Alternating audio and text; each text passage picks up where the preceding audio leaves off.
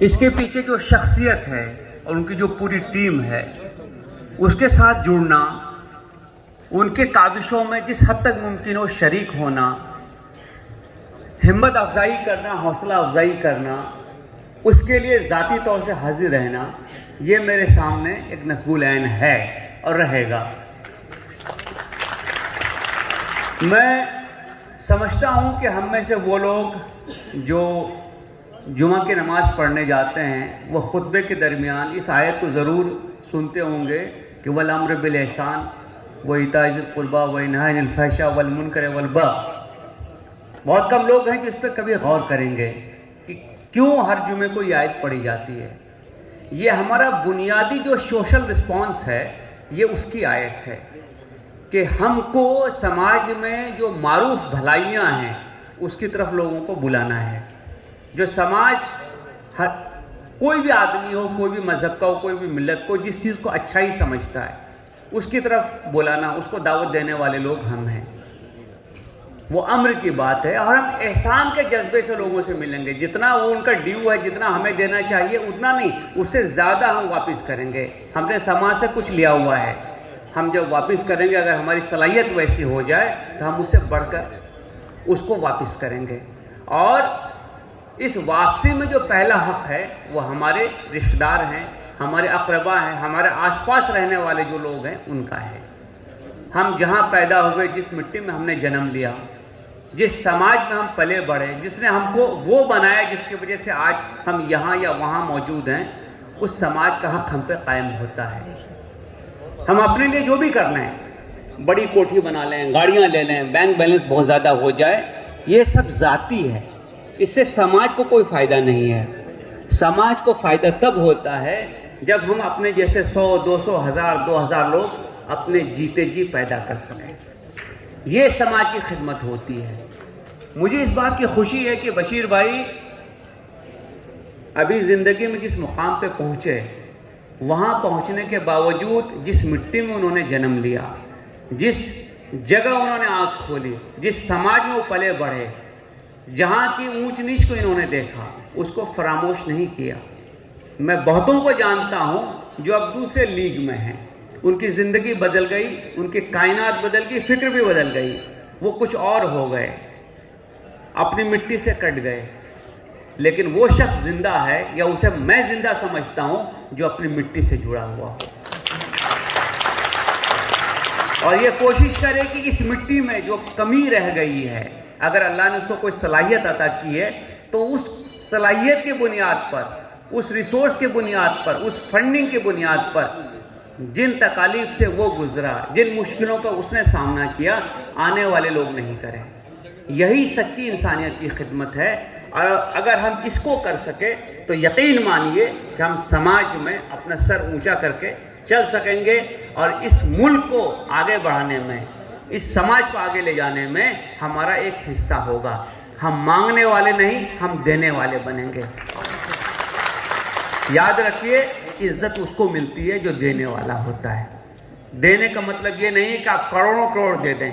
اگر میں 5 روپیہ دے سکتا ہوں، میں اپنا وقت دے سکتا ہوں، میں پڑھا سکتا ہوں، میں کسی کو مدد کر سکتا ہوں، میں کسی کو ہاسپٹل پہنچا سکتا ہوں، جس بھی ڈھنگ سے ممکن ہو، خدا نے میرے اندر جو صلاحیت دی ہے، اس صلاحیت کا استعمال کرتے ہوئے میں جو بھی کر سکوں، وہ اگر میں کر سکوں تو میں دینے والا بنوں گا۔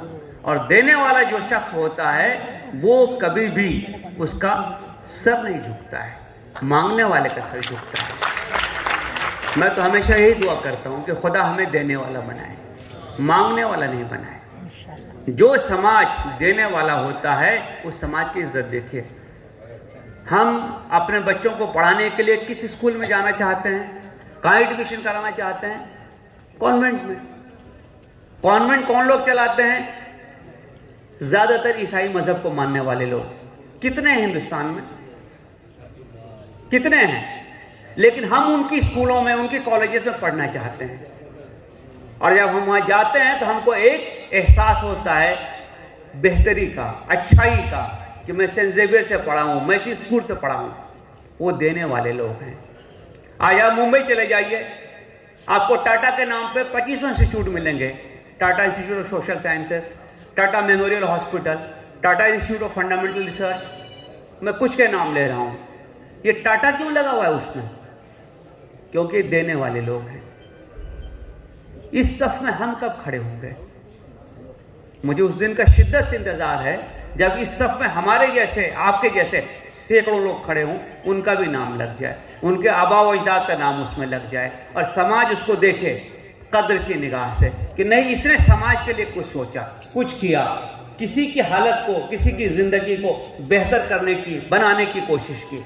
दोस्तों, जब हम इस मुकाम पे पहुंचेंगे तो हम समाज में वो इज्जत पा सकते हैं जिसके हम हकदार हैं। याद रखिए, ये रास्ता सिर्फ और सिर्फ शुरू होता है तालीम से।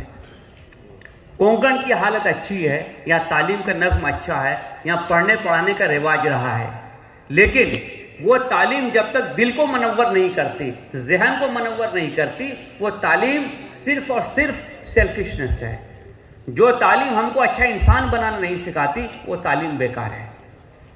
वो आपके लिए हो सकता है कि आपको बड़ा आदमी बना दे, आप बहुत सारे पैसे कमा लें, बहुत अच्छी नौकरी कर लें, बहुत अच्छा बिजनेस कर लें, लेकिन तालीम वो होती है जो इंसान को इंसान बनाती है। आपको याद है ना, गालिब ने कहा था कि बस के दुश्वार है हर काम का आसान होना, आदमी को भी मुयस्सर नहीं इंसान होना। हर आदमी इंसान बन जाए ये ज़रूरी नहीं है, हर आदमी को चांस नहीं मिलता है। तो कौन इंसान बनता है? जो अपने बियॉन्ड सोचता है। तो पहले तालीम, दूसरी अपनी हालत को बेहतर करना। आप में से जिन लोगों को फ्लाइट में जाने के इत्तफाक हुआ हो, जब एयर होस्टेस अनाउंस करती है ना इमरजेंसी प्रोसीजर कि अगर केबिन का प्रेशर कम हो जाए तो ये ऑक्सीजन मास्क अपने आप नीचे गिर जाएगा, तो उसके बाद क्या बताती है वो कि पहले अपना मास्क लगाइए, फिर दूसरों की मदद कीजिए। तो अपना मास्क लगाना इसलिए ज़रूरी है कि आप जिंदा रहोगे तो दूसरों की मदद करोगे, आप अगर मजबूत बनोगे तो दूसरों की मदद करोगे।